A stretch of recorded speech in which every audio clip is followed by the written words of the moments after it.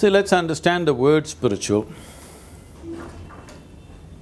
If you're thinking spirituality is looking up or looking down, you've gotten it all wrong.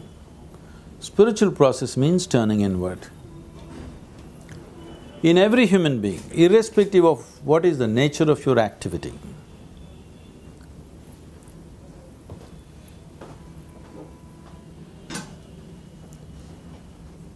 whatever the nature of your activity, we are doing spiritual programs called inner engineering in all the prisons. It's mandatory in all the South Indian prisons and in prisons in United States.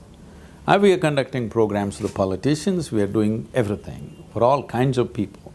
From tribal women to celebrities, everybody is doing the programs. Because in my eyes, I don't see politicians, prisoners, this, that.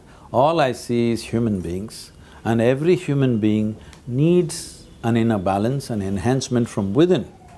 Outside enhancement of adding things to your life is one thing, but enhancing yourself as a human being is fundamental and most necessary. And above all, if you, in some way, if you do not produce great human beings, how do you build a great nation? How do you make it happen? How do you build a great world? Unless there are great human beings. When we say great human beings, what is the big deal about the so-called great human beings? Were they the most brilliant people on the planet? Not necessarily. It is just that they transcended their boundaries, they transcended their limitations, they transcended their prejudices. So you said they are great human beings. This is the fundamental of spiritual process, that you cross the limitations of your body and the mental structures that you form and identify yourself with something more profound, that your experience of life transcends these boundaries.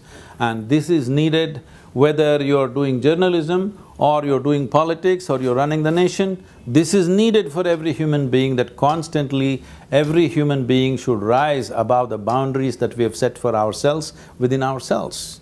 So, why shouldn't the politicians get it? They must. This has been the culture of the nation forever. Always, all the kings in the past had Rajagurus to advise them, because when you're running a nation, the various pressures upon you, you tend to become conceited, you tend to become identified with problems, and you tend to make prejudiced decisions. So there was always somebody to guide them beyond that.